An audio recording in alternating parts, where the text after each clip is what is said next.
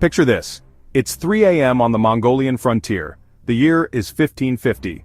A silent, moonlit horde of 50,000 cavalry has crept through a treacherous mountain pass. They're absolutely convinced they've outmaneuvered China, slipped past its defenses, and are about to unleash chaos. But then, a single tiny spark rises from a distant watchtower. It's barely a flicker against the vast, dark sky. Yet within mere minutes, that spark ignites a chain reaction, a fiery ribbon of light racing along ridgetops, faster than any horse can gallop, faster than any human messenger could ever hope to travel. In just 3 hours, every single garrison for 200 miles is wide awake, arrows nocked, cannons rolled into place, ready for battle. That flash of light wasn't just a warning, it was the trigger for an industrial-scale killing machine, a monumental trap stretching an unbelievable 13,000 miles designed to chew up invaders and spit them out. We call it the Great Wall, don't we? But that name, honestly, it's a bit of a trick. It makes us picture one single unbroken line of stone, stretching endlessly across the landscape. The reality is far more complex and frankly much more terrifying. It wasn't a fence, it was a sprawling, sophisticated weapon system. Yes, there were walls, massive stone barriers that defied belief, but alongside them, you'd find deep moats, nasty spiked pits, towering beacon stations, formidable fortresses, and even cleverly disguised sunken roads designed to funnel invaders into kill zones. Think of it less like a simple barrier, and more like a colossal, spring-loaded trap, meticulously engineered to snap shut on anything foolish enough to step into its path. The earliest versions of this defensive marvel began to sprout way back in the 7th century BC, when rival Chinese kingdoms, constantly squabbling, threw up earthen ramparts and crude fortifications against each other. It was a messy, localized affair, but then, in 221 BC, the formidable Qin Shi Huang unified those warring states into one massive empire. What did he do? He stitched those disparate patchwork walls together, creating the very first true northern barrier. The problem, though, was immense. The new empire's biggest threat came from the lightning-fast, horse-mounted archers of the northern steppes. These nomadic warriors could hit, loot, and vanish before any slow-moving infantry ever caught up. The solution? Slow them down, split their forces, and then finish them off. That exact, ruthless logic was baked into every single mile of the wall's construction, and it evolved and refined over the next 2 millennia. From simple rammed earth to towering brick structures, the wall adapted, always serving its singular deadly purpose. Forget drums because honestly, those only carry a few valleys over, don't they? The Ming dynasty, true masters of logistics and communication, took the wall and transformed it into what you could only call an optical internet, centuries before the actual internet existed. Imagine this. Beacon towers weren't just randomly placed, they were strategically positioned every mile or two on the highest ridges, ensuring an uninterrupted line of sight. During the day, guards would send up smoke columns, thick and dark, shaped almost like fat, black dragons coiling into the sky, visible for miles. At night, they'd light fires fueled by wolf dung. Yes, wolf dung. Why? Because it produced a uniquely thick, white, and absolutely unmistakable smoke and flame, impossible to miss against the dark. And it wasn't just a simple fire equals danger system. Oh no, this was a sophisticated code. 1 puff of smoke or fire meant 100 enemy riders. 2 puffs, 500. And if you saw 3 puffs, perhaps accompanied by the booming report of a cannon, that signaled a massive invasion, 10,000 or more. Guards carried pre-agreed codebooks, meticulously detailing enemy numbers, their direction of travel, and even critical intelligence like whether they were hauling siege ladders. Think about it. A rider sprinting the same distance would need days to deliver that message. These towers did it in minutes. Raiders who managed to breach the outer line, thinking they were home free, suddenly found fresh troops waiting for them miles inland, ambushed by an alert that had never even touched human hands. It was a communication marvel, deadly efficient and utterly demoralizing for any would-be invader. Ever tried punching a brick that's been soaked in superglue? Ming engineers were doing the medieval version of that, and it was brilliant. They mixed lime, water, and boiled sticky rice into a mortar so incredibly strong that even today's modern bulldozers struggle to dislodge it. It wasn't just about holding bricks together, it was about creating an impenetrable barrier. And no, for the record, there are no human bones in the mix. Archaeologists have thoroughly debunked that rather gruesome Victorian myth. But the recipe did include other equally nasty surprises. Near the gates, they'd sometimes incorporate crushed aconite roots into the mortar. So if attackers tried to mine a wall, digging tunnels to collapse sections, they'd inhale clouds of toxic dust, turning their desperate assault into a slow, agonizing death. The battlements weren't just straight up and down either. They were angled outward, specifically designed so that scaling ladders, when propped against them, would slide off, sending attackers tumbling to their doom. Hidden holes, cleverly disguised, allowed defenders to spear intruders in the armpit, a notoriously weak chink in lamellar armor, offering a quick, brutal end. Down below, what looked like a gentle, inviting slope was anything but.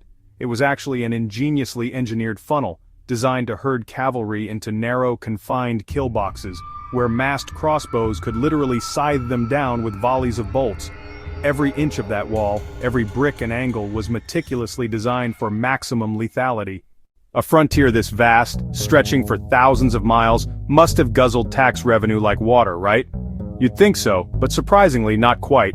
The Great Wall was a masterclass in self-funding, making money in two crucial ways.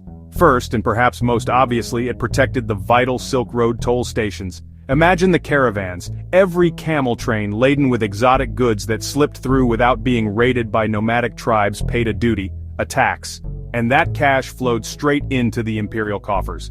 It wasn't just a defensive line, it was a revenue generator, ensuring the stability of trade and the wealth of the empire. Second, and often overlooked, were the garrison farms. Soldiers weren't just standing guard all day, every day. They rotated between active duty on the ramparts and planting millet or other crops on state-owned land adjacent to the wall. These harvests supplied the forts, cutting transport costs for provisions by half, a colossal saving when you consider the sheer scale of the military presence. In essence, the wall didn't just bleed enemies dry, it bled imperial budgets white, then through clever economic strategies, patched them right back up again. It was a self-sustaining ecosystem of defense and commerce, a testament to the ingenuity of its builders.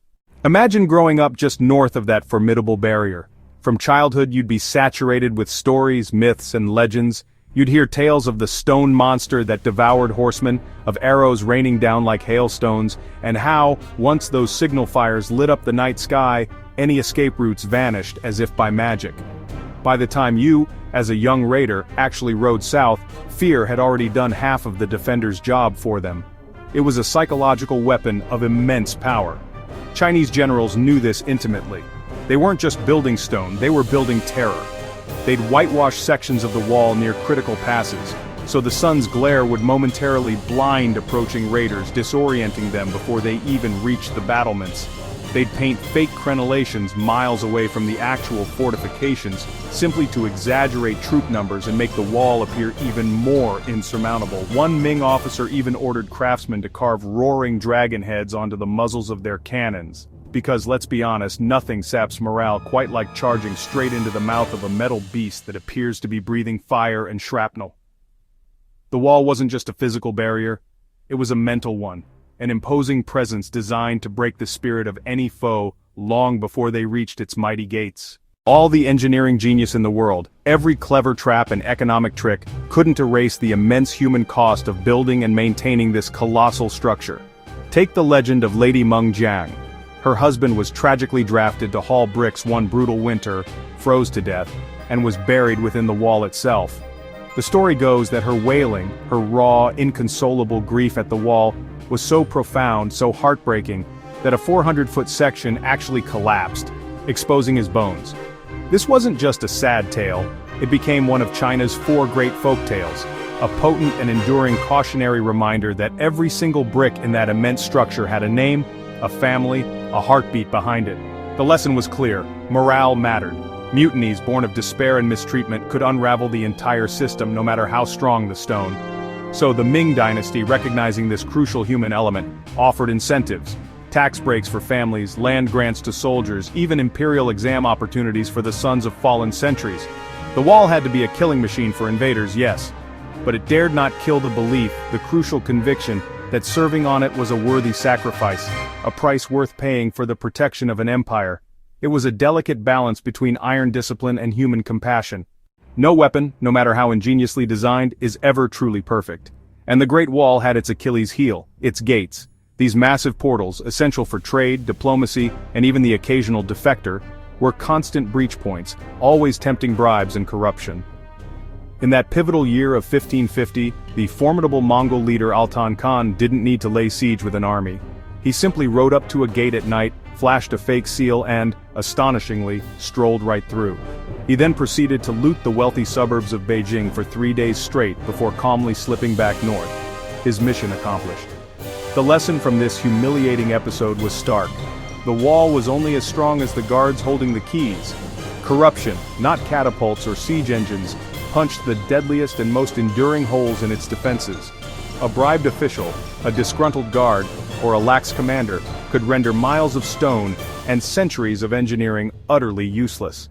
It served as a powerful reminder that human fallibility, rather than external force, was often the greatest threat to even the most impregnable fortresses. So, after all that, did it actually work? Measured by pure body counts and thwarted invasions, absolutely.